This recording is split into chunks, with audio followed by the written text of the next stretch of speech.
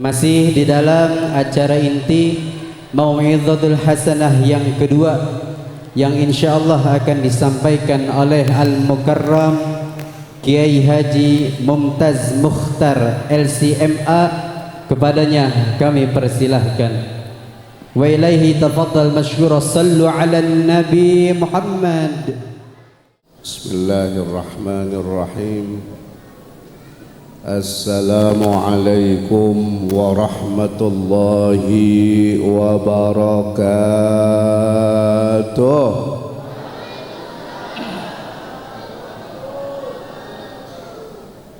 Alhamdulillahi rabbil alamin, wassalatu wassalamu ala asyrafil anbiya'i wal mursalin, Sayyidina wa habibina wa syafi'ina wa maulana Muhammadin al-fatihi lima ughliqa wal khatimi lima sabaqa, nasiril haqqi bil haqqi wal hadi ila siratikal mustaqim, wa ala alihi wa sahbihi haqqa qadrihi wa miqdarihil azim. Amma ba'du. Yang terhormat Ketua DKM Masjid An-Nur beserta jajarannya, yang terhormat para guru-guru kita, ada Al-Habib Alwi Al-Attas, ada Kiai Haji Sofyan Junaidin Nur, Ustadz Ahmad Fairuz, dan seluruh guru-guru yang lain. Mohon maaf nggak bisa disebutin satu persatu, kayaknya panitia lupa ngasih catatan ini. Tapi insya Allah mudah-mudahan kita doakan guru-guru kita semua panjang umur, sehat walafiat, amin.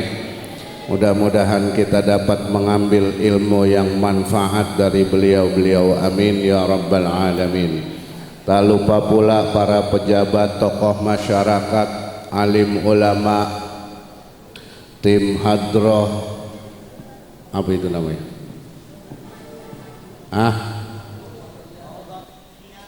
Rijal apa? Raudatul Khiyarah.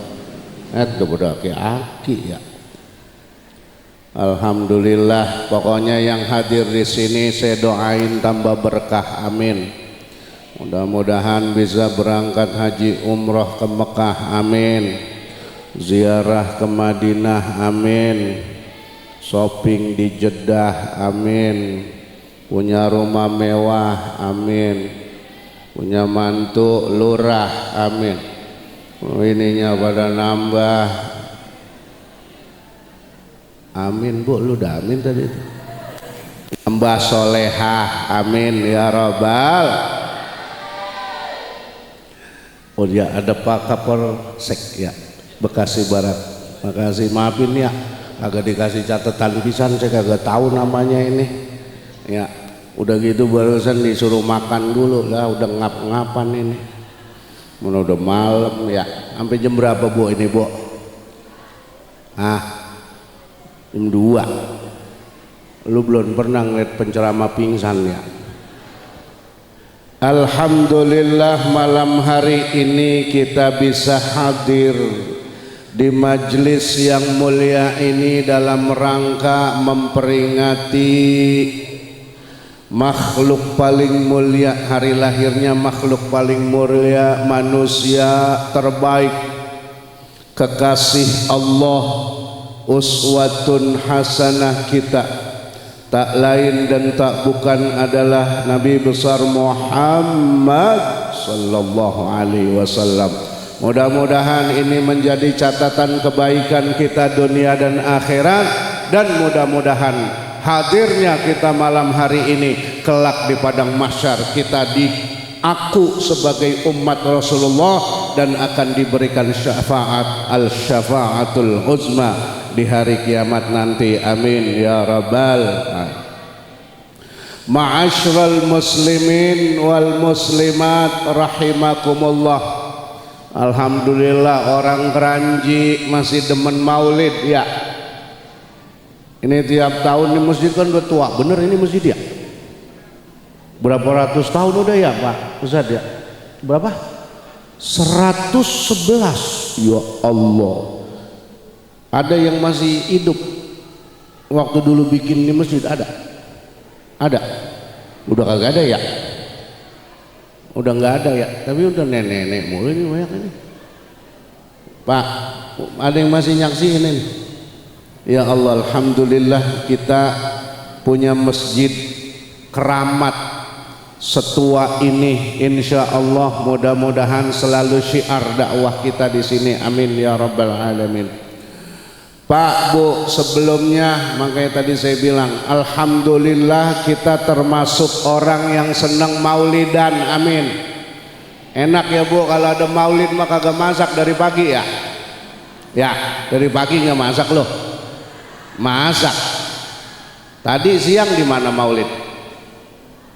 Kali enak bukan musim maulid makan begitu ya. Pagi di anu, siang di anu, malam di anu. Utuh Pak beras sama duit belanja. Alhamdulillah. Makanya Bu, bini ustad maka gak ada yang kuruk. Asal musim maulid. 1 hari 5 tempat, 4 tempat besek banyak banget. Tapi giliran urusan duit belanja mah tetap aja kagak boleh dikurangin. Ya begitu perempuan mah urusan duit. Dua bini ustad mah bini RT sama kalau urusan duit mah. Ya Bu ya. Bener sama, nggak boleh kurang pisan. Nih.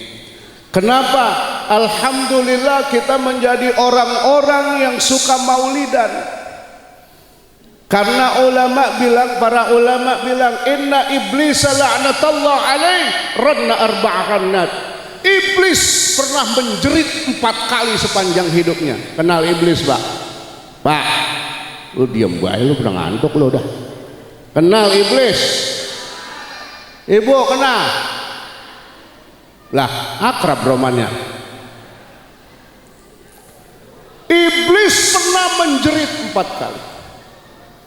Pertama, hina lu'ina. Ya. Ngapa sih kalau ustaz dikasih air putih mulu?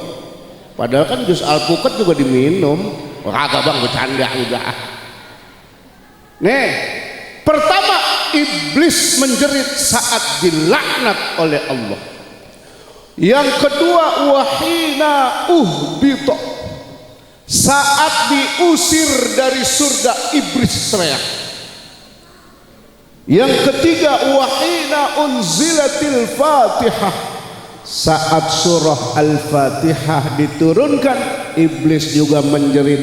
Kira-kira begini iblis teriaknya, capek-capek gua nyesatin orang, capek-capek gua ngajak orang maksiat, baca fatihah doang dosanya diampunin sama Allah tuh.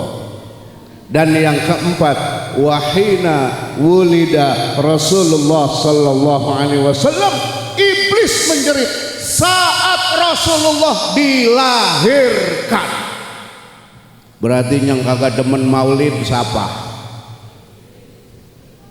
Teriak aja yang kenceng, mengapa sih takut amat loh? Yang kagak demen maulid siapa? Belis. Tuh kalau kata orang Keranji, belis ya.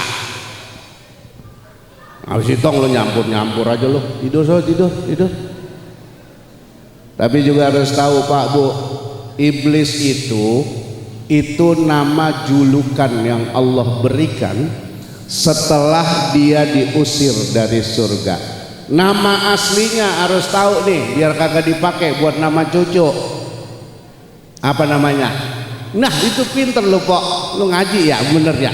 Nama iblis aslinya adalah Azazil atau Izazil.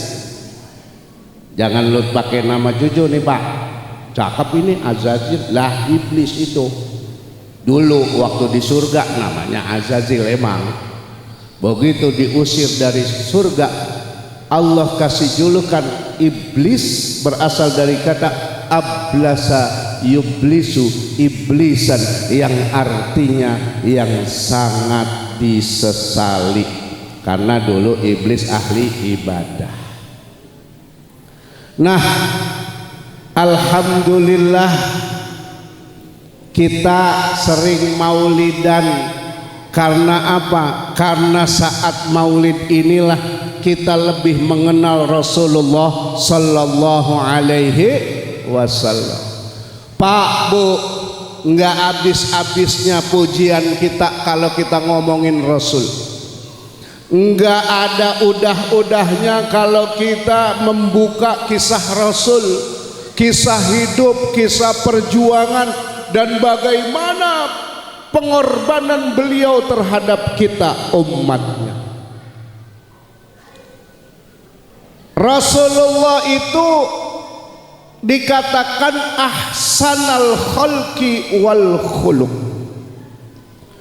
Rasulullah itu adalah bentuk penciptaan terbaik, akhlaknya paling agung.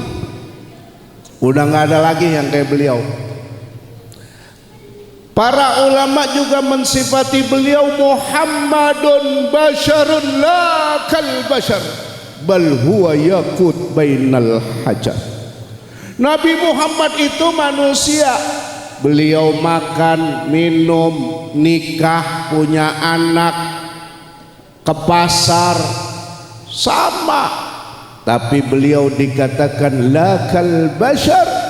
Beliau bukan seperti manusia biasa, bal huwa yakut bainal hajar. Rasulullah itu, Pak, Bu, ibarat batu. Beliau berlian, kita batu kali. Ibu, Bu, saya tanya, punya nggak berlian? Berlian? Enggak dibeliin sama laki.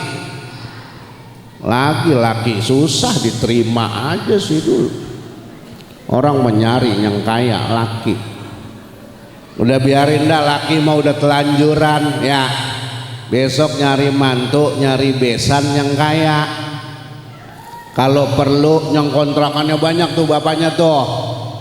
Anak atu-atunya bapaknya udah sakit-sakitan. Mau yang begitu?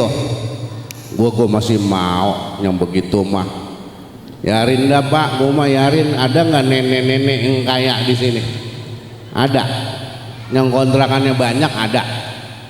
Yang kalau nikah pagi johor meninggal ada. Yarin gua mau dah yang begitu. Rasulullah itu berlian, kita batu kali.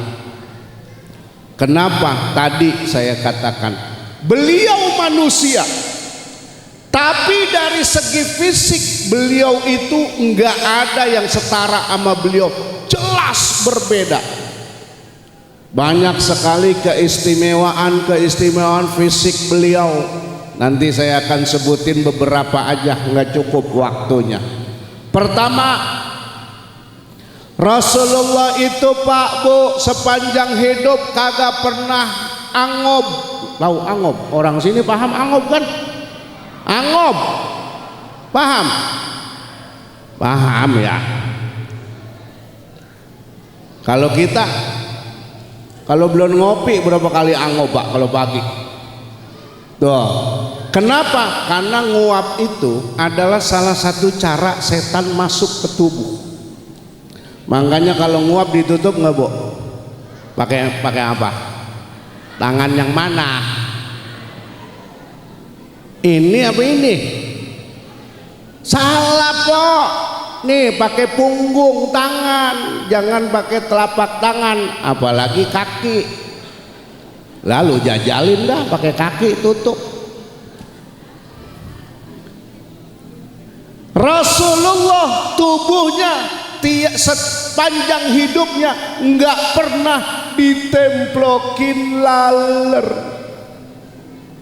Kalau bini kita kan dilalerin ya. Ibu kalau kagak lagi ngaji jam berapa mandi di rumah? Mandi di rumah jam berapa? Johor lu udah mandi ya, baru mandi ya. Coba dilalerin apa kagak? Wah Allah, laler ijo deket. Kadang-kadang kecoa, curut. Tahu curut? Tuh. Rasulullah nggak pernah ditemplokin laler tubuhnya. Kenapa? Karena keringat Nabi itu bau wanginya minyak misik. Dulu belum ada parfum Pak Bu, tapi tubuh Nabi wangi. Kalau tubuh laki ibu, Bu, laki keringatnya wangi apa kagak? Bau. Wah lu bener-bener dah jujur banget. Lupa ngeliatin kelakuan bini lu tuh, dikata bau kita. Apalagi Rasulullah bisa menjinakkan binatang buas. Dulu waktu beliau dikejar-kejar orang Quraisy, lari bersama Sayyidina Abu Bakar masuk ke dalam goa. Abu Bakar tahu di goa itu ada ular, ada lubang ular. Beliau akhirnya selonjoran tuh kakinya sambil nutupin lubang ular Pak, biar nih Nabi enggak digigit ular. Rasulullah yang udah kecapean ketiduran di pangkuan Sayyidina Abu Bakar. Bener aja kagak lama dipatok itu sama ular kobra dah. Sayyidina Abu Bakar saking tidak mau membangunkan Rasul, beliau tidak teriak, beliau tidak jerit, tapi beliau tahan rasa sakit itu.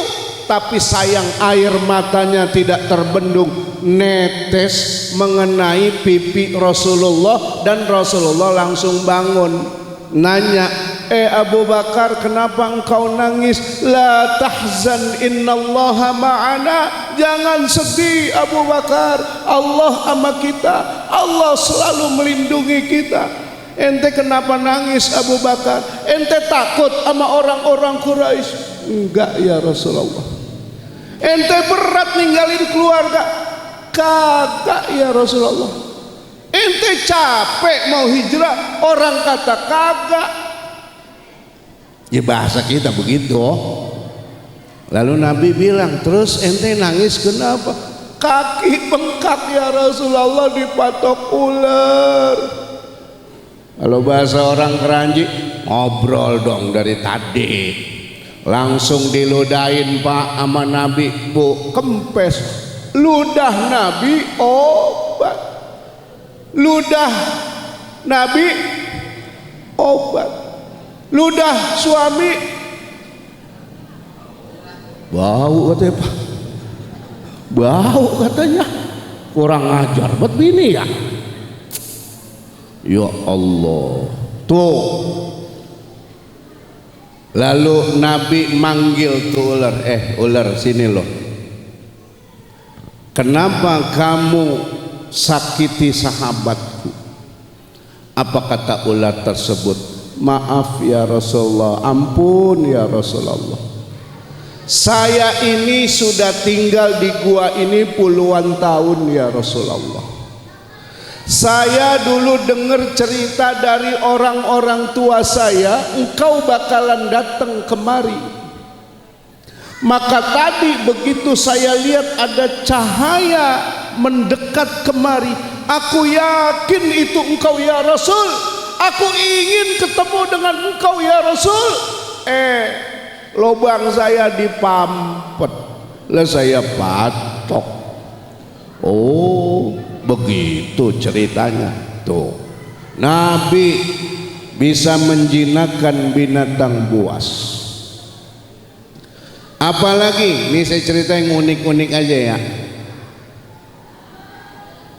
Kenapa Rasulullah itu dari kecil kalau jalan awan itu menaungi beliau? Ada yang tahu Pak Bu? Ada yang tahu nggak? Apa Rasulullah takut kepanasan? Tidak. Apa Rasulullah takut keringetan? Bukan. Rasulullah pernah ditanya, ya Rasulullah, kenapa awan ini selalu menaungi engkau ya Rasulullah? Apa Rasulullah bilang, andai tidak ada awan ini, cahaya matahari akan langsung kena tubuhku, dan cahaya itu akan bentrok dengan cahaya tubuhku, maka matahari akan hancur meleleh, tidak kuat dengan cahaya tubuhku. Jadi awan itu Allah sengaja utus agar matahari tidak hancur terkena cahaya Rasulullah sallallahu alaihi wasallam. Tuh Bu, Pak, Rasulullah tuh badannya bercahaya. Bahkan para sahabat bilang kalau malam-malam nih di jalan, dulu kan belum ada listrik tuh, di jalan ketemu Nabi, maka saat itu langsung berubah seperti siang karena terang dengan cahaya tubuh Rasulullah sallallahu alaihi wasallam. Nah, pertanyaannya begini, kenapa waktu itu Abu Lahab, Abu Jahal, Abu Sufyan, Abu Janda belum ada dulu. Kenal Abu Janda? Mana itu orang? Kenapa mereka dulu tidak beriman kepada Allah? Padahal secara kasat mata Nabi itu udah berbeda. Tubuhnya bercahaya. Para ahli tafsir, para sejarawan mengatakan begini. Sebenarnya Abu Lahab, Abu Jahal dan kawan-kawan, di hati kecilnya mereka itu membenarkan apa yang dibawa oleh Rasulullah sallallahu alaihi wasallam. Tapi mereka gengsi. Mereka itu tokoh Quraisy, juragan, bos, orang kaya. Sedangkan Rasulullah orang miskin, anak yatim. Mereka tahu Rasulullah tidak pernah berbohong. Mereka tahu membenarkan julukan Al-Amin, orang yang selalu jujur. Mereka tahu. Tapi kenapa mereka tidak beriman? Karena mereka gengsi. Dan yang kedua, karena urusan bisnis. Tuh, makanya zaman sekarang jangan heran orang kagak demen kiai gara-gara urusan bisnisnya terganggu. Dulu orang-orang Mekah itu suka berdagang ke Syam. Dari Syam mereka itu bawa dagangan lagi. Salah satu dagangan yang mereka bawa adalah patung berhala. Karena di Syam itu dulu konon itu ukirannya bagus, dijual ke penduduk Mekah. Makanya tidak heran dulu di sekeliling Ka'bah itu banyak ratusan berhala yang disembah oleh orang-orang Quraisy. Tapi sejak Rasulullah mendakwahkan Islam, sejak Rasulullah sallallahu alaihi wasallam diutus menjadi nabi dan rasul, omset penjualan berhala turun. Makanya mereka musuhin Nabi tuh. Apalagi kelebihan Rasulullah tuh lahir sudah dalam keadaan dikhitan. Makanya kita nggak pernah dengar kapan Rasulullah dikhitan. Lahir udah dikhitan, Pak. Rasulullah itu kalau buang air nggak ada bekasnya, Bu. Ada sahabat yang penasaran dengan Nabi, dikasih izin sama Allah untuk melihat Nabi buang air, biar bisa diceritakan ke kita sekarang. Ternyata kata para sahabat Rasulullah kalau buang air nggak ada bekasnya. Ya Allah, kalau kita kan Pak, kalau belum 3 ember masih bawa jengkol ya, bener gak? Oh bener gak Bu? Rasulullah nggak ada bekasnya. Ada satu pernyataan nih, ini mungkin yang kita jarang dengar karena ini langsung dari guru saya waktu di Kairo, Mesir. Seorang ulama besar namanya Syekh Mutawalli Asy-Sya'rawi, Allah yarham. Beliau cerita begini, beliau ini terkenal sangat alim, bukan sekadar alim tapi al-allamah. Dan beliau konon sering mimpi ketemu Rasulullah SAW. Bahkan cerita adiknya, beliau itu pas meninggal dijemput oleh Rasulullah SAW. Ini saya cerita meninggalnya beliau nih sedikit. Jadi waktu itu beliau sakit, Habis makan siang nih kata adiknya, minum obat, beliau duduk begini nih di bangku. Tiba-tiba matanya mendongak ke atas. Beliau langsung berkata, "Ya Khadijah, ya Fatimah, ya Aisyah, ya Abu Bakrin, ya Rasulullah, tunggu saya." Habis itu meninggal. Ya Allah. Dan beliau memang sepanjang hidupnya sering mimpi ketemu Rasulullah SAW. Dan Rasulullah pernah bilang, orang yang mimpi ketemu aku berarti asli, karena setan tidak bisa meniruku, kata Rasul. Orang Keranji ada yang pernah ngimpi ketemu Nabi? Woi, pernah ngimpi ketemu Nabi? Wow, kalau ngimpi dikejar setan mah sering ya. Lah iya, tidur boro-boro wudu, boro-boro zikir. Hati masih kesel aja mau tidur, kagak bisa tidur. Sialan buat tuh orang tadi, siang-siang gue diserempet dong. Boro-boro ketemu Nabi, mikirin utang ya, mikirin cicilan, yang ada di oyok-oyok memedi. Kalau begitu mah, beliau cerita begini. Aku pernah berkumpul dengan para ulama dari Timur Tengah. Kemudian di kalangan para ulama itu ada begini, ada pertanyaan begini. Ada yang tahu nggak? Dulu waktu Rasulullah wafat, ada yang tahu nggak kemana larinya tuh bekas mandi air, bekas mandiin tubuh Rasul? Nggak ada yang tahu, nggak ada yang bisa jawab, karena nggak ada riwayat apapun. Yang mimpin mandiin Nabi dulu Sayyidina Ali, tapi tidak ada pernyataan apapun. Kemudian Syekh Mutawalli Asy-Sya'rawi cerita, bilang, teman-teman, saya minta waktu, saya mau munajat sama Allah, minta jawaban dari pertanyaan ini.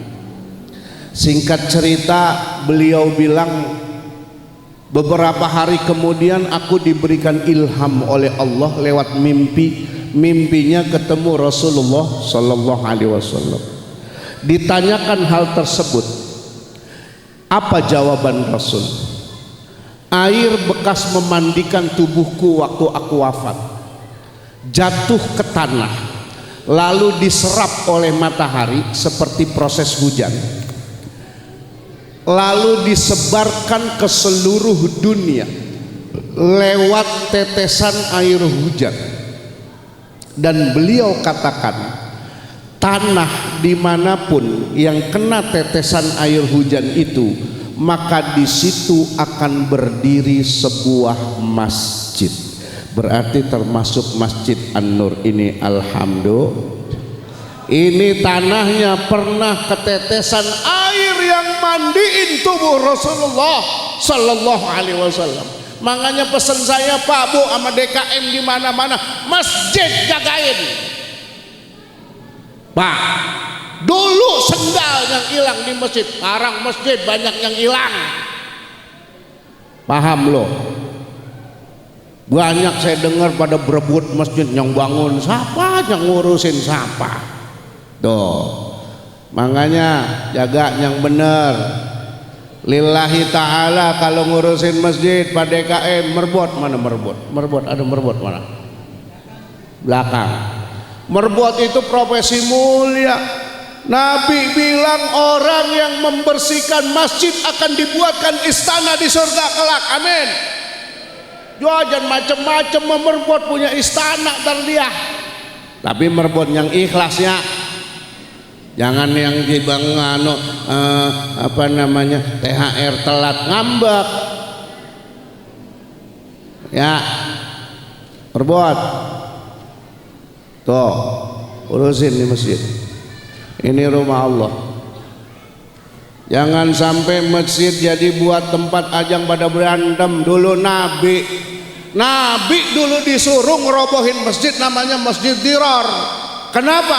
Karena tuh masjid bikin orang pada berpecah belah. Kata Allah, robohin. Makanya kalau zaman sekarang ada pengajian dibubarin. Saya mah setuju-setuju aja kalau emang ustadznya kagak bener bubarin. Kalau emang ustadznya ngajak orang pada berantem, usir. Orang masjid aja suruh rubuhin kok. Tuh. Nih Pak, Bu. Jadi itulah keistimewaan Rasul. Sampai tanah yang ketetesan air bekas tubuh beliau. Kalau dulu kan Pak, Bu, sahabat enak ketemu Nabi. Itu kalau kulit sahabat tuh pernah bersentuhan dengan kulitnya Nabi, kata Nabi, kulit yang bersentuhan dengan kulitku tidak akan bisa ditembus api neraka. Ya Allah, enak banget dulu jadi sahabat ya. Cuman masalahnya Pak, Bu, kalau kita waktu itu hidup bareng Nabi, kita kira-kira ngikutin jadi Abu Bakar apa Abu Jahal itu kira-kira? Orang mana Abu Jahal ya gitu ya? Ya, Abu Jahal kayak gitu mah ya. Untung hidupnya sekarang kita tuh. Apalagi keistimewaan beliau. Beliau itu Pak, Bu, Nabi itu konon sangat tampan. Ibu tahu pasti dengar cerita Nabi Yusuf ya. Nabi Yusuf ganteng nggak, Bu?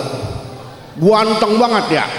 Emak-emak lagi megang pisau Pak, sama apel. Nabi Yusuf lewat terpesona, sampai ngiris tangannya kagak berasa.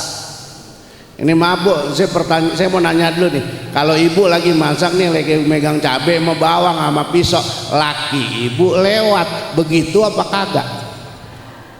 Kagak, nggak terpesona. Buset,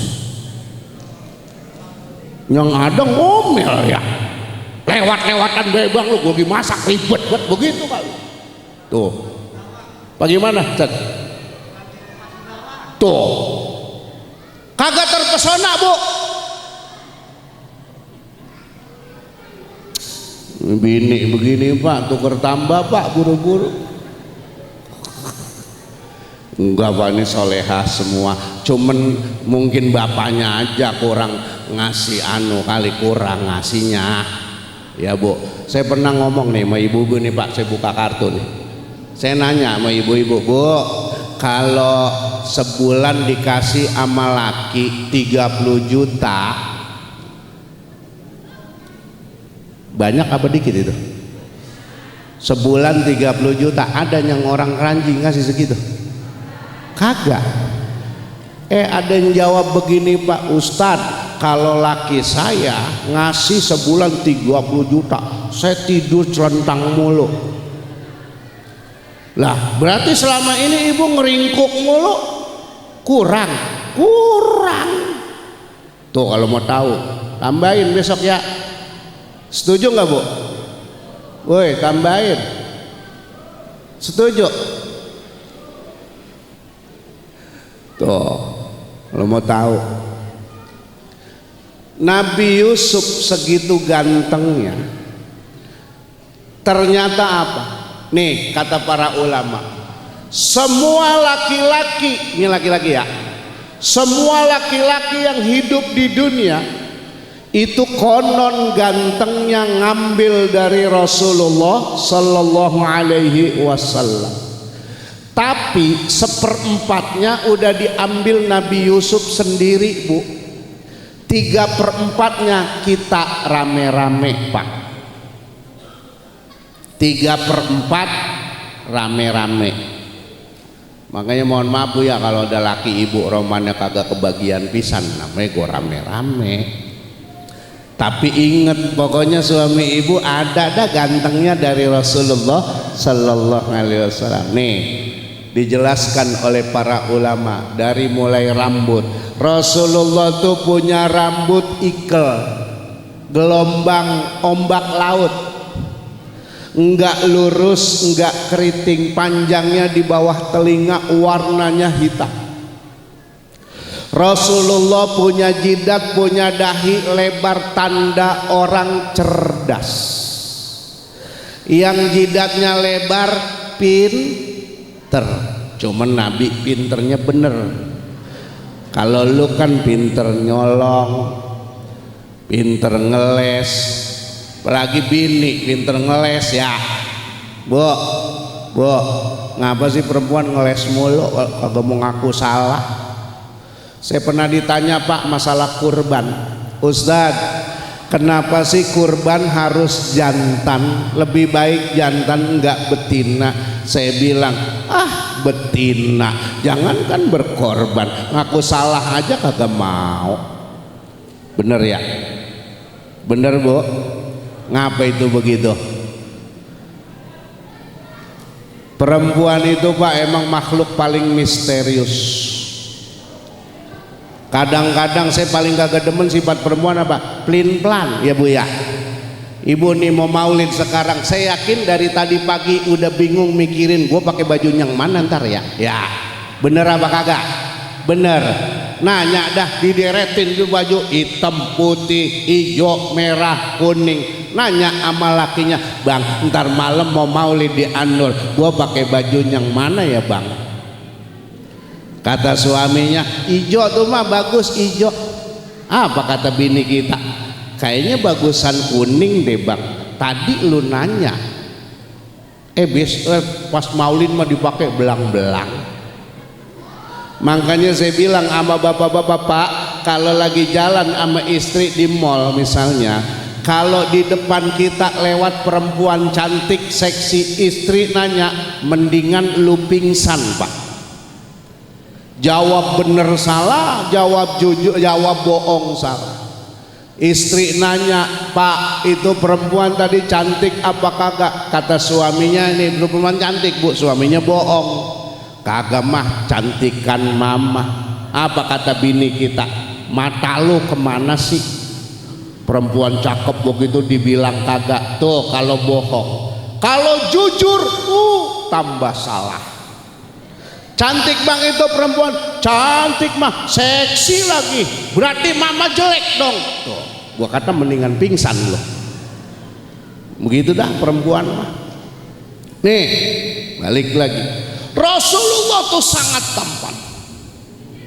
Ketampanannya tiada tara. Rasulullah tuh disifatkan punya hidung mancung lurus. Rasulullah Bu nih, ibu nih yang sering ngoprek-ngoprek alis. Rasulullah itu punya alis seperti huruf nun yang terbalik. Tahu huruf nun? Nun terbalik berarti kan melengkung. Ada yang punya alis begitu orang Keranji? No, bini kita tanya dah Pak. Kalau bini kita bukan nun, sin, grepes. Ntar digambar, ntar dipelengkungin, ntar ada dulu saya dengar alis ulet bulu ya, tebal buat di begini nih kayak batu bata. Ada yang model begitu, ada. Emang kalau mau ngaji lamanya ngapain? Itu dandanin alis, digambar segala macam. Bener Bu, lo ngaku aja lo ya, ngaku ya.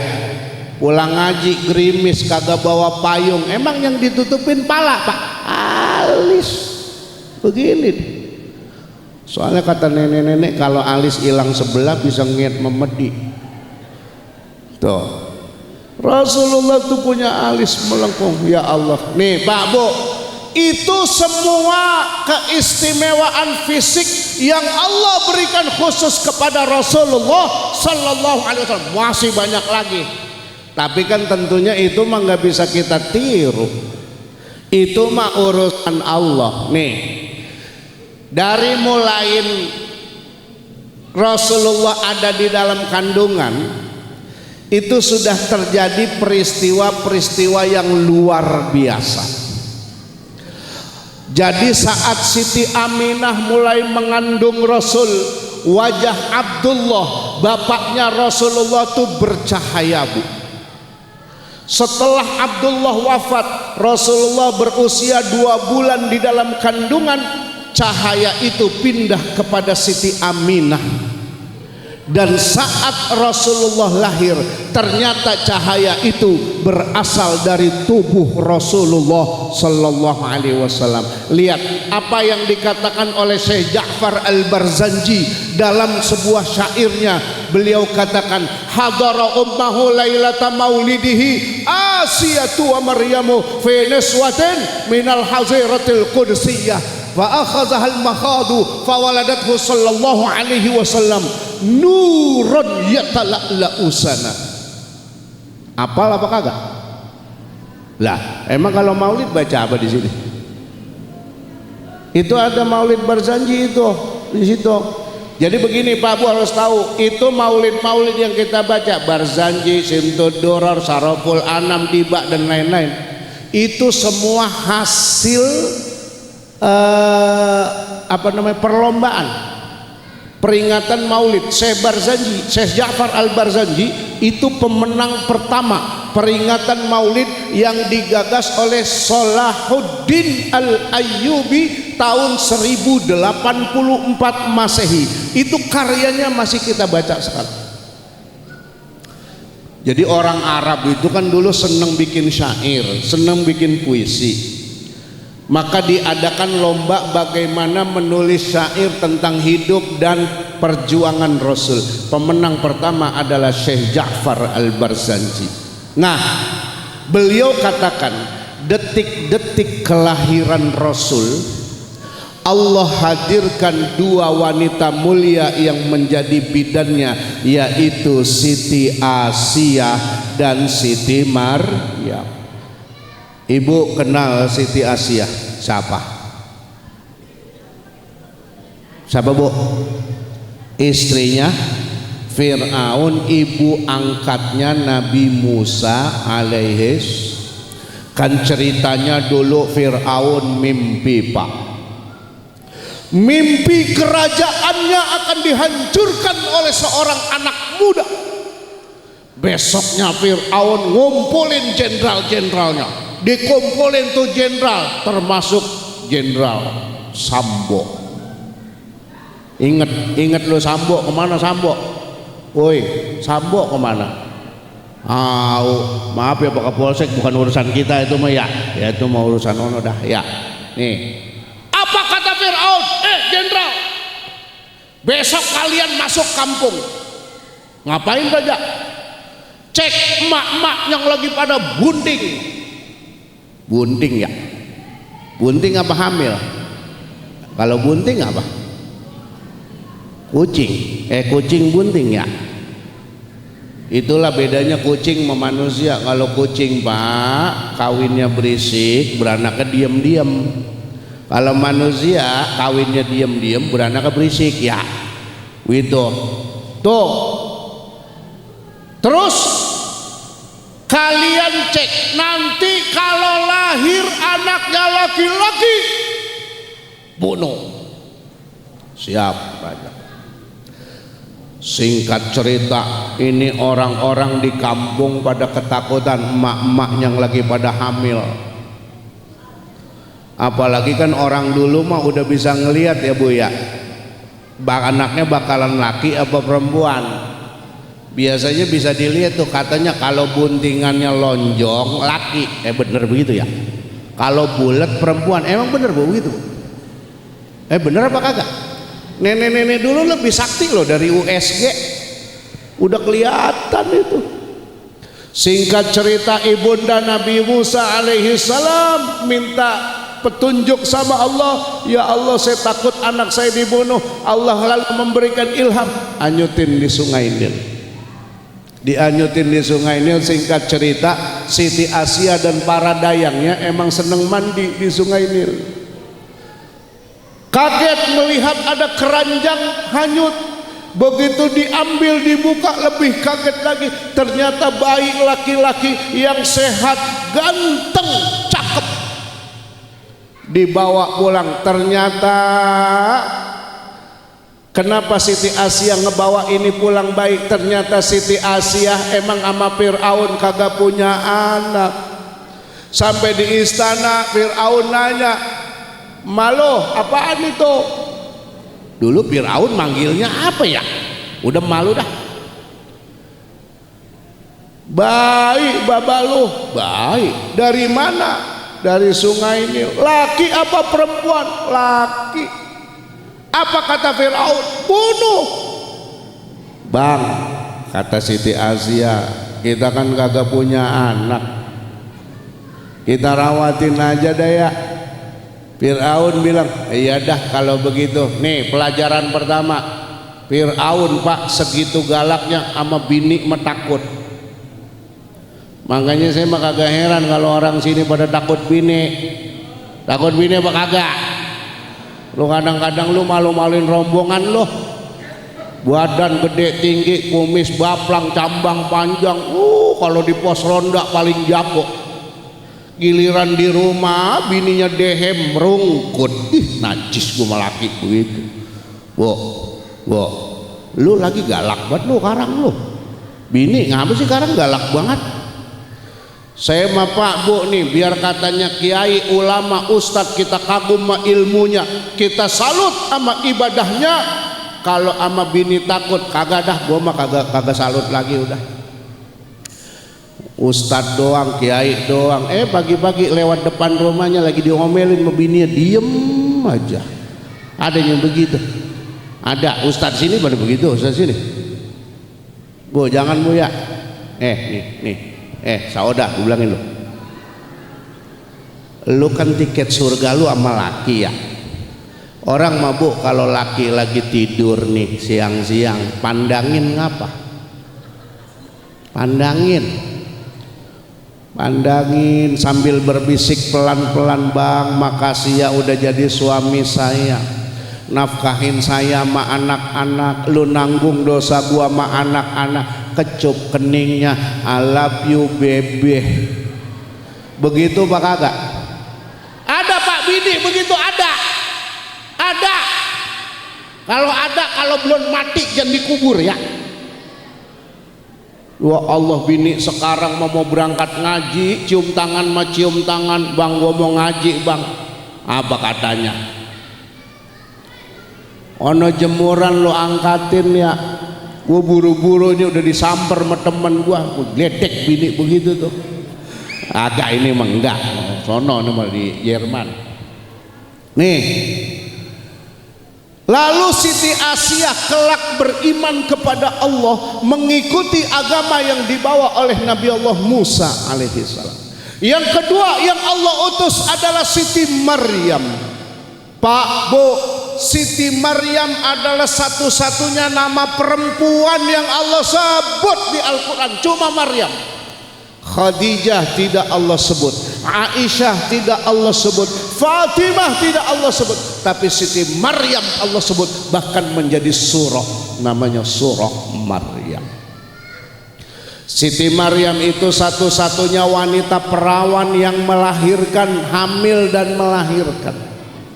Nggak ada lagi, makanya kita memanggil Siti Maryam Maryam Al-Muqaddasah, Siti Maryam yang disucikan oleh Allah. Tetangga sebelah kita menyebutnya Virgin Mary, Maria sang perawan, karena memang tidak pernah disentuh laki-laki, tapi bisa melahirkan Nabi kita Nabi Isa alaihis. Dulu kan ceritanya Siti Maryam itu terkenal sangat taat sama Allah Pak Bu. Ibadah terus sampai saking taatnya Pak Bu sama Allah, makanan aja malaikat Jibril yang nganterin. Beliau mah kagak pakai masak. Hingga satu ketika Jibril menyampaikan pesan dari Allah, Maryam, bentar lagi engkau akan dikaruniai seorang anak. Siti Maryam kaget. Serius Jibril? Iya. Sumpah iya. Kan saya belum nikah Jibril, saya nggak pernah disentuh laki-laki manapun. Apa kata Jibril? Kalau Allah udah punya mau pasti terjadi. Bener. Nggak lama Siti Maryam ngidam, Bu, oe kalau pagi. Ya kalau ngidam begitu ya. Mama kalau ngidam aneh ya Pak ya. Ada yang pengen makan genteng, ada yang kagak mau kena matahari, keluarnya maghrib bareng kuntik, ada yang gedek buat melakinya. Ada Bu ya, ada ya, ada. Ngapa sih itu begitu? Ngapa Bu? Ngapa lu gedek melaki lu? Kan perbuatan dia. Ada yang begitu. Wah pokoknya ngeselin dah perempuan kalau ngidam ya. Tapi saya udah tanya Bu, saya punya teman dokter ahli akupuntur dan ahli herbal. Beliau bilang obat ngidam tahu nggak? Kalau pagi makan buncis rebus, udah. Bukan gado-gado nih ya, buncis rebus. Lu makan, itu enak katanya. Dah sono pada hamil lagi, udah kasih tahu obatnya tuh. Lah ngapa emang kalau masih punya laki mah? Nenek-nenek jangan nek itu mah. Dulu pernah heboh, saya pernah baca di koran ada anak muda bujangan nikah sama nenek-nenek umur 71. Nah di Tangerang apa di mana waktu itu ya? Ya Allah kata saya dunia udah kiamat, bujangan nikah sama nenek-nenek umur 71. Yang saya tunggu berita berikutnya Pak apa dah? Saya khawatir tuh bocah bujangan mati keracunan susu basi. Itu yang saya takut. Ya, Siti Maryam ngidam, datang Pak Kapolsek, datang Babinsa, datang Bimaspol, datang RT RW. Ditanya, Maryam, gue denger lu ngidam ya? Kan lu belum punya suami, berarti kamu berzina, berarti kamu nyeleweng. Diusir dari kampung Pak Bu, tapi karena menghormati beliau diusirnya nggak terlalu jauh, dibikinin gubuk, beliau sehari-hari di situ ditemenin mak adeknya. Singkat cerita, Nabi Isa lahir, Siti Maryam melahirkan, datang lagi tuh RT RW tadi. Apa kata tuh RT RW? Tuh gue bilang juga apa, lu hamil kan? Maryam yang habis ngelahirin digituin. Kata Maryam, Pak RT gue lagi puyeng ini, gue lagi sakit, lu tanya aja bocahnya toh. Kata RT RW, emang gue orang PA nanya bayi masih merah. Tiba-tiba Nabi Isa ngomong, bisa ngomong Pak. Ini mukjizat Nabi Isa pertama. Aku adalah Isa bin Maryam. Aku akan menjadi seorang nabi dan rasul, dan aku akan diberikan kitab yang namanya Injil. Udah habis itu nggak ngomong lagi. Baru tuh RT RW-nya sadar. Nih pesan saya juga buat para pejabat lingkungan. Kalau besok di sini di Keranji ada bocah lahir nggak ada bapaknya, itu bukan Maryam ya. Ya. Jangan percaya kalau ada yang ngomong lah gua Maryam Pak RT, jangan percaya. Itu berarti bocah bapaknya kabur. Tuh. Apa kemudian Syekh Ja'far bilang wa akhadhal makhadu qawaladathu sallallahu alaihi wasallam nuran yatala'la'u sana, lahirlah Rasulullah. Saat itu malam yang begitu gelap gulita langsung terang benderang bercahaya, dan cahayanya bukan cuma di Mekah Pak Bu, tapi di seluruh dunia. Makanya waktu itu para rahib Yahudi yang masih pada nyembah Allah, para pendeta Nasrani yang masih pernah menyembah Allah, begitu melihat cahaya di angkasa di malam 12 Rabiul Awal, mereka langsung bersujud syukur dan mengucapkan alhamdulillah telah lahir seorang utusan Allah, sang nabi dan rasul penutup. Alhamdulillah. Kiai Sofyan udah masuk nih, berarti udah mau doa. Bener nggak? Jam berapa sih? Wah, 12. Udah gua singkat aja ah. Ya Bu ya, ngantuk ya. 8 amplop udah dilem. Enggak, gua mah kagak minta gitu-gituan, gua mah husnuzon aja sama panitia. Nih. Ini kan tadi saya bilang itu keistimewaan Rasul secara fisik dan lain-lain, itu tentunya tidak bisa kita tiru Pak Bu. Apa yang harus kita lakukan? Kita tahu Rasulullah adalah uswatun hasanah. Artinya apa? Suri tauladan yang baik. Ini dengan makna lengkap, sempurna, komprehensif. Artinya apa? Seluruh perbuatan, perkataan, tingkah laku Nabi dari A sampai Z adalah contoh terbaik. Kenapa? Nabi sendiri yang bilang adabani Rabbi fa ahsana ta'dibi. Allah yang langsung mengajarkanku, maka aku mendapatkan pendidikan yang terbaik. Artinya Rasulullah itu semuanya boleh kita contoh. Beliau sebagai seorang manusia, sebagai seorang suami, seorang ayah, seorang kepala negara, seorang jenderal perang, seorang bisnismen, seorang tokoh masyarakat, seorang sahabat, semua adalah contoh terbaik buat kita. Nih, Nabi itu pedagang sukses, Pak, Bu. Ibu tahu waktu Nabi menikahi Siti Khadijah, tahu nggak maharnya, mas kawinnya berapa? Kan kita taunya Nabi miskin kan? Sebenarnya Nabi itu nggak miskin, cuma Nabi itu nggak butuh harta. Rasulullah itu pedagang sukses. Itu mas kawin ke Siti Khadijah aja itu puluhan ekor ontak, bayangin. Satu ontak, Bu, kalau mau tahu, itu sekarang mungkin paling murah ya taruh dah 20 juta. Itu konon beliau mas kawinnya sampai 200 ekor ontak. Berapa duit berarti? 4 miliar ya. 4 miliar. Tuh mahar Nabi ke Siti Khadijah. Dulu lu dikasih berapa sama laki lu? Bu, gue tanya lu, dulu waktu nikah dikasih berapa? 10 gram. Itu ya di prank doang ya. Habis dikasih mahar 10 gram, 3 bulan kemudian dijual lagi sama laki lo ya. Ya, bener gak? Udah dipulangin belum? Pulangin, Pak, itu punya bini. Woi, mana yang jual mas kawin bini? Mana orangnya? Pulangin, itu punya bini. Tapi kalau ibu ikhlas, cakep. Kata Sayyidina Umar, salah satu calon penghuni surga adalah istri yang merelakan mas kawinnya buat suaminya. Ya Allah, menang lagi aja loh. Makanya ngaji dapat dalil. Tuh, udah Bu, nggak usah ditagih ya.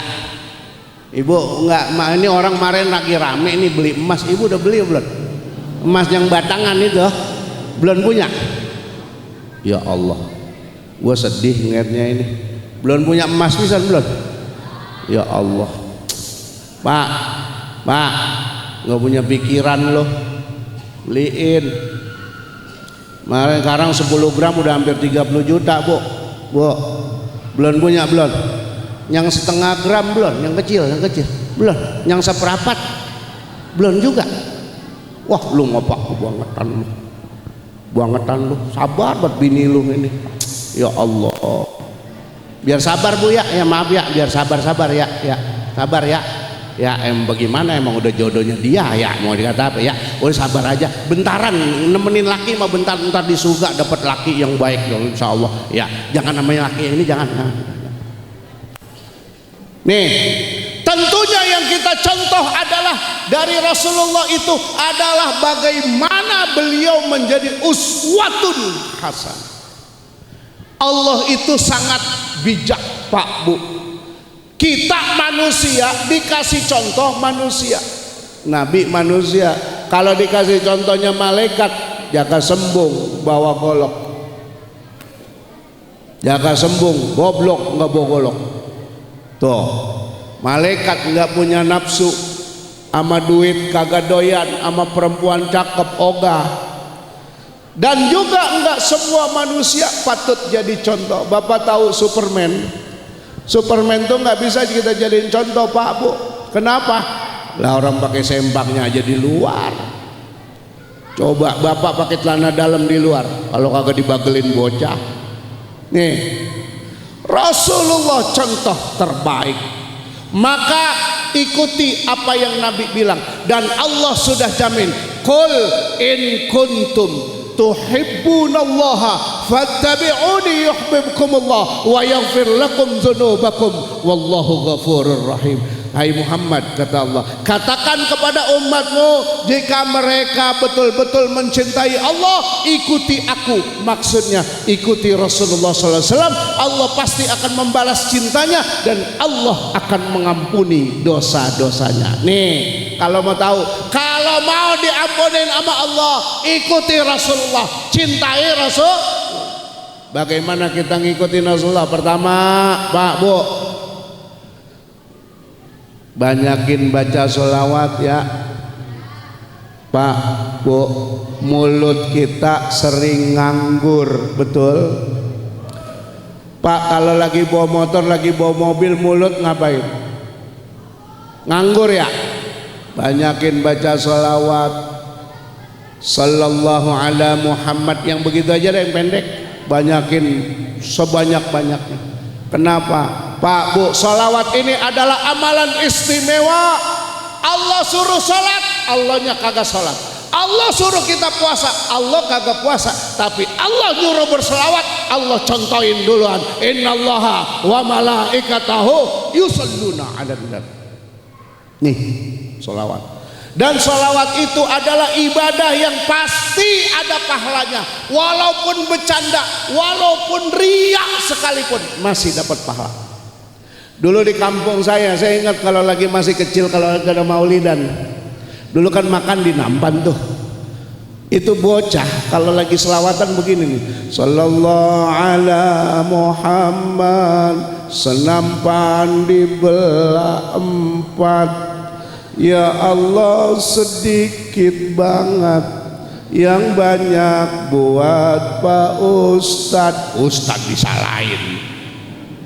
Itu bocah selawatan begitu udah dapat 10 pahala. Apa buktinya? Mengutip perkataan lagi-lagi seorang ulama Mesir, pendiri Thariqah Asy-Syadziliyah, Abul Mawahib Asy-Syadzili. Beliau pernah mimpi ketemu Rasul. Ketika beliau tanya kepada Rasul, ya Rasulullah, engkau katakan kalau berselawat kepadamu 1 kali akan dibalas 10 kali. Itu selawat yang bagaimana ya Rasul? Apa kata Rasulullah? Itu selawatnya orang ghafil, selawatnya orang lalai, selawatnya orang bercanda, selawatnya orang gak serius. Lalu beliau nanya, lalu bagaimana yang serius ya Rasul? Apa kata Rasul? Tidak ada yang sanggup menghitung pahalanya kecuali Allah. Dan Rasulullah pernah nanya sama Jibril, Jibril, Nabi ngelihat ada malaikat yang tangannya begitu banyak. Nabi nanya, Jibril, itu malaikat tugasnya apa kok tangannya banyak bener? Apa kata malaikat Jibril? Itu malaikat Muhammad sanggup menghitung tetesan air hujan yang turun ke bumi. Nabi takjub. Tapi kata Jibril, tapi Muhammad, beliau punya satu kelemahan. Apa itu Jibril? Beliau tidak sanggup menghitung pahala bacaan sholawat kepadamu ya Allah. Dan Nabi udah bilang, Pak, Bu, maklumati bi ummati qadra salawatihim alayya. Kenalnya aku kelak nanti di akhirat kepada umatku tergantung bacaan selawatnya kepadaku. Nanti semua kita minta syafaat kepada Rasul. Isfa'lana ya Rasulullah, berikan kami syafaat ya Rasulullah. Rasulullah akan nanya, Bu, ibu siapa? Jamaah Masjid An-Nur Keranji ya Rasulullah. Kata Rasulullah, saya kok kurang kenal ya. Ibu sering baca selawat enggak? Jarang sih ya Rasulullah. Kalau nyanyi setecu saya apal. Ya. Apa kata Rasulullah? Maaf Bu, minggir dulu, saya tolongin yang kenal dulu. Ayo banyakin baca selawat. Yang kedua, nih, tentunya kan yang kita contoh akhlak, udah pasti. Rasulullah itu sampai Allah sifatkan wa innaka la'ala khuluqin azim. Kalau Allah aja udah memuji beliau seperti itu, apatah lagi artinya pujian kita di hadapan Allah kepada beliau. Nih, dulu kan Allah di awal penciptaan menciptakan 2 tokoh antagonis dan protagonis, yaitu iblis dan Nabi Adam. Pertama iblis. Kita tahu Pak, iblis jelek-jelek begitu pernah tinggal di surga, betul? Iblis pernah tinggal di surga. Kita pernah ngeliat surga? Belum. Surga dunia aja belum dapet. Rumah kecil, bini cerewet, anak bandel, tetangga rese, laki genit. Mana surga kita? Rumah emang sekotak, itu yang kata orang 6L, lu lagi, lu lagi, lu lagi, lu lagi. Di kamar ketemu bini, di dapur ketemu bini, di kamar mandi ketemu bini. Emang rumah sekotak. Di India ada orang kaya tapi agamanya Hindu, namanya Mukesh Ambani, pengusaha. Itu dia punya rumah Pak Bu 60 lantai, rumahnya dia doang. Kata saya, rumah 60 lantai ketemu bini setahun 2 kali doang itu. Ya, tuh. Nih, iblis pernah tinggal di surga. Kata Imam Sufyan As-Tsauri, tidak ada sejengkal tanah pun di surga yang belum dipakai sujud sama iblis. Ibadahnya hebat. Dapat gelar Al-Muqarrabin, malaikat angkat topi sama ibadahnya iblis. Tapi lihat, kita tahu ceritanya, pada akhirnya iblis dilaknat oleh Allah. Karena apa? Iblis dilaknat bukan karena kurang ibadah, bukan karena tidak mengakui Allah sebagai Tuhan, bukan karena tidak mengakui Nabi Muhammad sebagai Rasulullah. Tidak, iblis mengakui, iblis hafal Quran, iblis hafal banyak hadis. Tapi ternyata semua itu tidak membuat Allah mengampuninya. Kenapa? Karena satu kata yang keluar dari mulutnya, ana khairun minhu. Iblis tidak mau sujud dan berkata, aku lebih baik daripada Adam ya Allah. Artinya apa? Allah tidak ampuni orang-orang yang punya sifat sombong di hatinya. Nih makanya Pak Bo nih, ini kan kita yang udah pada ke masjid nih udah pada mau bener. Saya nggak bilang bener ya, saya nggak bilang udah bener, ntar lu pada GR lagi.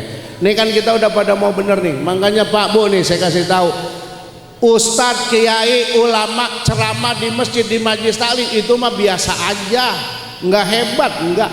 Saya justru hebat merasa salut sama Ustadz yang ceramahnya di diskotik tuh. Saya mah nggak berani ceramah di diskotik Pak. Yang ada tukeran nomor WA ntar. Tuh, ini mah biasa aja.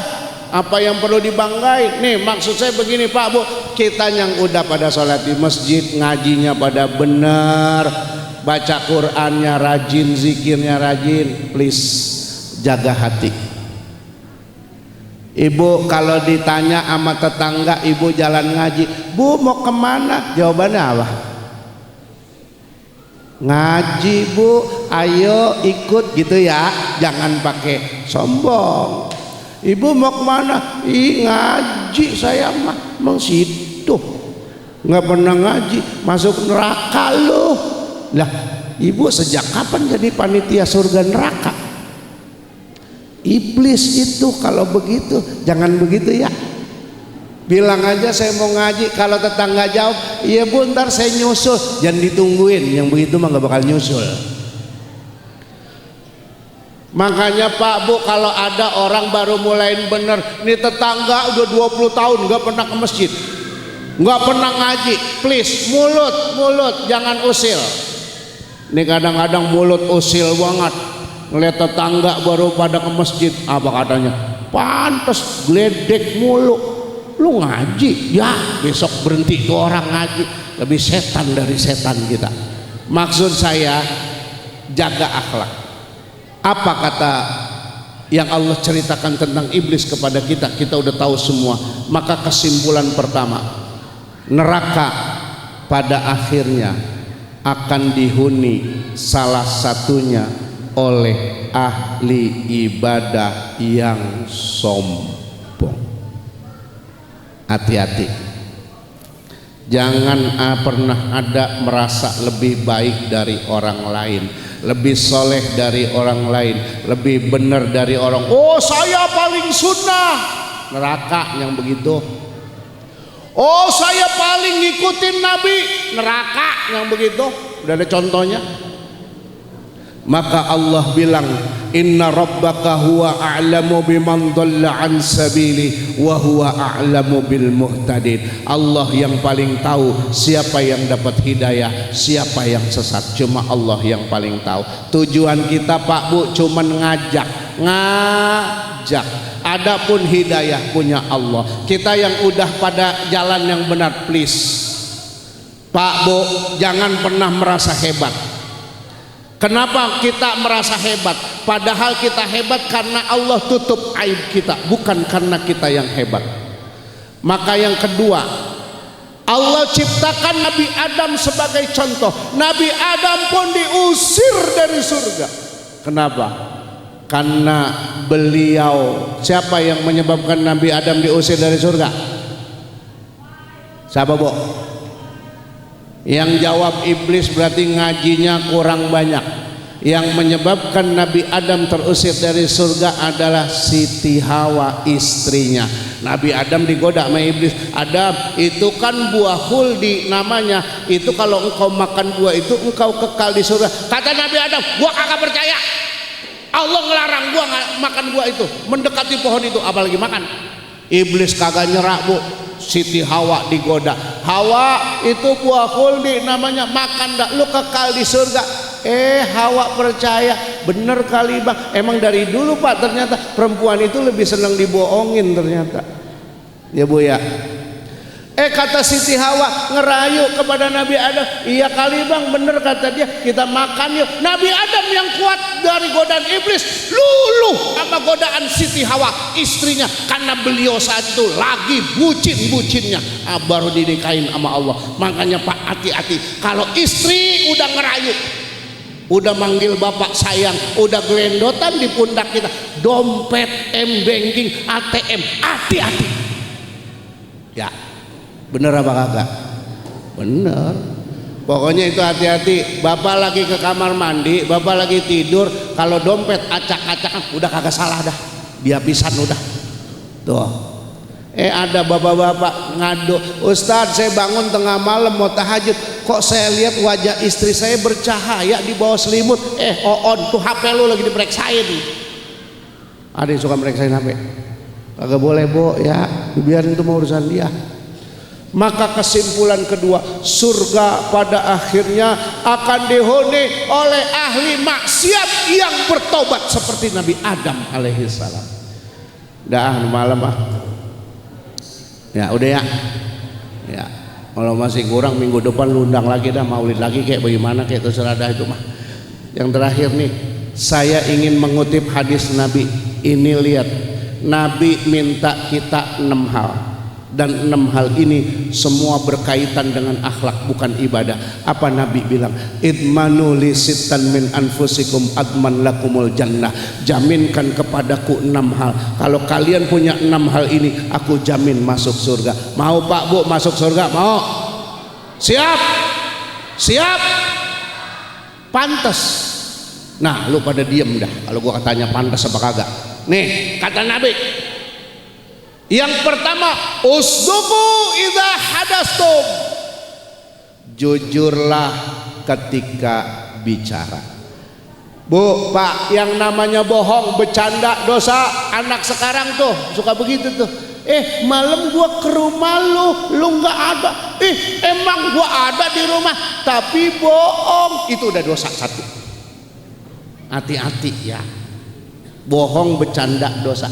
Ibu-ibu suka bohongin anaknya, mau kondangan bilangnya ke dokter, mak ngikut, jangan ngikut, mak mau ke dokter. Dosa itu Bu ya. Kalau ibu mau nggak bohong jangan begitu ngomongnya, jangan ngikut banyak buat dokter di rumah sakit. Nah itu nggak bohong. Yang kedua, wa aufu idza wa'adtum. Penuhi ketika berjanji. Ingat, janji itu utang. Hati-hati, terutama para pejabat ya, hati-hati yang pernah janji. Makanya itu saya kadang-kadang suka sindir. Itulah bedanya pilkada sama pilkabe. Pilkada kalau udah jadi lupa, pilkabe kalau lupa jadi. Tuh biar paham lu. Yang ketiga, wa'addu idza tumintum. Jalankan amanat dengan sebaik-baiknya. Siapapun kita, bukan cuma pejabat, kita diberikan amanat. Bu, walaupun ibu adalah ibu rumah tangga biasa, tapi ingat, ibu punya amanat namanya anak. Pak, kita punya amanat apa? Istri dan anak-anak kita. Jaga yang benar. Yang keempat, wahfazu furujakum. Kata Nabi, jaga kehormatan kalian. Hindari dari pergaulan bebas, hindari dari perzinahan dan lain-lain. Yang kelima, waguddu absarakum. Tundukkan pandanganmu, bukan cuma kepada lawan jenis, tapi tundukkan, tahan ambisi-ambisi dunia kita. Jangan menghalalkan segala cara. Bu, ibu kalau ke mall ngelihat tas, nunduk ya. Kalau ngelihat baju, nunduk. Kalau ke toko emas, nunduk. Emang nunduk itu mah ya, ke toko emas. Tuh. Dan yang terakhir, waqufu aidiyakum. Perbaiki akhlakmu, perbaiki perbuatanmu. Kalau kita bisa jaga 6 hal ini, maka kita akan dijamin masuk surga oleh Rasul. Dan 6 hal ini tercipta karena sholat kita khusyuk, karena puasa kita bagus, karena zikir kita ikhlas, sedekah kita ikhlas. Itu semua akan terbentuk pada diri kita. Ingat, jangan berhenti di sholat, jangan banggain sholat, jangan banggain tahajud, jangan banggain sedekah, jangan pamer terhadap ibadah kita. Itu semua bukan tujuan akhir, tapi itu adalah cara untuk membentuk pribadi yang berakhlak mulia seperti dicontohkan oleh Rasulullah sallallahu alaihi wasallam. Ma'asyiral muslimin wal muslimat rahimakumullah. Mudah-mudahan kita semua termasuk orang-orang yang dapat mengikuti dan betul-betul mengamalkan apa yang diajarkan oleh Rasulullah sallallahu alaihi wasallam. Dan mudah-mudahan kita semua sebagaimana yang dikatakan oleh Rasul, kullu ummati yadkhulunal jannah illa man aba. Qalu wa may ya'ba ya Rasulullah? Qala man ata'ani dakhalal jannah wa man 'asani faqad aba. Setiap umatku pasti akan masuk surga kecuali yang menolak. Siapa yang menolak masuk surga ya Rasul? Kata Rasulullah, yang ikut ajaranku maka dia akan masuk surga. Yang tidak mau ikut ajaranku berarti dia telah menolak masuk surga. Na'udzubillah. Mudah-mudahan Allah selalu berikan taufik hidayah kepada kita, dan mudah-mudahan wasilah kita kumpulnya di sini, Allah ampuni dosa-dosa kita dan Allah wafatkan kita dalam keadaan husnul khatimah, dan mudah-mudahan kita dicatat sebagai orang-orang yang akan menerima asy-syafa'atul uzma di hari kiamat nanti. Amin ya rabbal alamin. Terima kasih, mohon maaf atas segala kekurangan. Wallahul muwaffiq ila aqwamit thoriq. Assalamualaikum warahmatullahi wabarakatuh. Hadirin wal hadirat yang dirahmati oleh Allah Subhanahu wa taala, marilah kita takhtimkan acara kita dengan pembacaan doa. Adapun doa yang pertama yang insyaallah akan dipimpin oleh Al-Mukarram Kiai Haji Sofyan Junaidi Nur LC LSPDI, dan doa yang kedua yang akan dipimpin oleh Al-Mukarram Al-Ustadz Firman Hamdani SHI. Kepadanya wa ilahi tafaddal masyhura. Al-Fatihah. A'udzu billahi minasyaitonir rajim. Bismillahirrahmanirrahim. Alhamdulillah rabbil alamin arrahmanir rahim maliki yaumiddin. Iyyaka na'budu wa iyyaka nasta'in. Ihdinas siratal mustaqim. صراط الذين أنعمت عليهم غير المغضوب عليهم ولا الضالين. رب اغفر لنا ولوالدينا آمين. بسم الله الرحمن الرحيم. الحمد لله رب العالمين حمدا يوافي نعمك في مزيدا. يا ربنا لك الحمد ولك الشكر كما ينبغي لجلال وجهك الكريم وعظيم سلطانك. سبحانك لا نحصي ثناء عليك أنت كما أثنيت على نفسك. فلك الحمد حتى ترضى لك الحمد بعد الرضا لك الحمد إذا رضيت عنا دائما أبدا اللهم صل وسلم وبارك على سيدنا محمد في الأولين وصل وسلم وبارك على سيدنا محمد في الآخرين وصل وسلم وبارك على سيدنا محمد في كل وقت وحين ورضي الله تبارك وتعالى عن كل صحابة رسول الله أجمعين اللهم اغفر للمسلمين والمسلمات والمؤمنين والمؤمنات الأحياء منهم والأموات إنك يا مولانا سميع قريب مجيب الدعوات يا قاضي الحاجات يا رب العالمين اللهم اصلح لنا ديننا الذي هو عصمة أمرنا واصلح لنا دنيانا التي فيها معاشنا واصلح لنا آخرتنا التي إليها معادنا واجعل الحياة زيادة لنا في كل خير والموت راحة لنا من كل شر ربنا آتنا في الدنيا حسنة وفي الآخرة حسنة وقنا عذاب النار ربنا وآتنا ما وعدتنا على رسولك ولا تخزنا يوم القيامة إنك لا تخلف الميعاد ربنا اغفر لنا ولإخواننا الذين سبقونا بالإيمان ولا تجعل في قلوبنا غلا للذين آمنوا ربنا إنك رؤوف رحيم وصلى الله على سيدنا محمد وعلى آله وصحبه وسلم دعواهم فيها سبحانك اللهم وتحيتهم فيها سلام وآخر دعوانا الحمد لله رب العالمين الفاتحة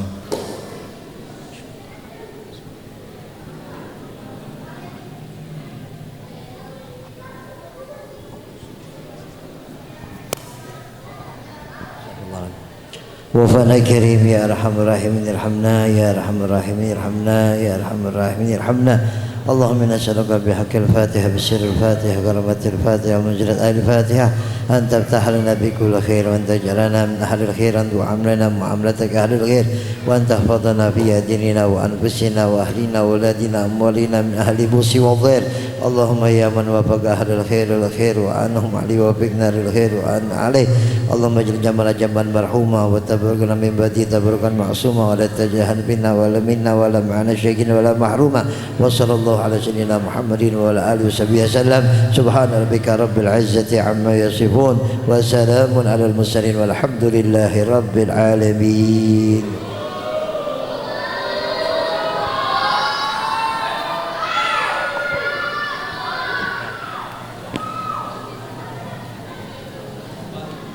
Alhamdulillah, acara demi acara telah kita selesai bersama. Saya selaku pengatur waktu penata acara mohon maaf bila ada kata-kata yang kurang tepat dan salah. Akhirul kalam, al-insanu mahal khatai wan nisyan, billahi taufiq wal hidayah. Wassalamualaikum warahmatullahi wabarakatuh. Para jamaah yang dirahmati Allah Subhanahu wa taala, jangan beranjak dulu dari tempat duduknya ya, bikin sap. Insyaallah panitia menyiapkan kurang lebih 1000 nampan. Banyak kan ya? Nolnya lebih 100 nampan. Ya, diatur sapnya 1 nampan bertiga. Untuk distribusi silakan para panitia mempersiapkan. Ya. Kita foto bareng-bareng nih para guru katanya sama Kapolsek.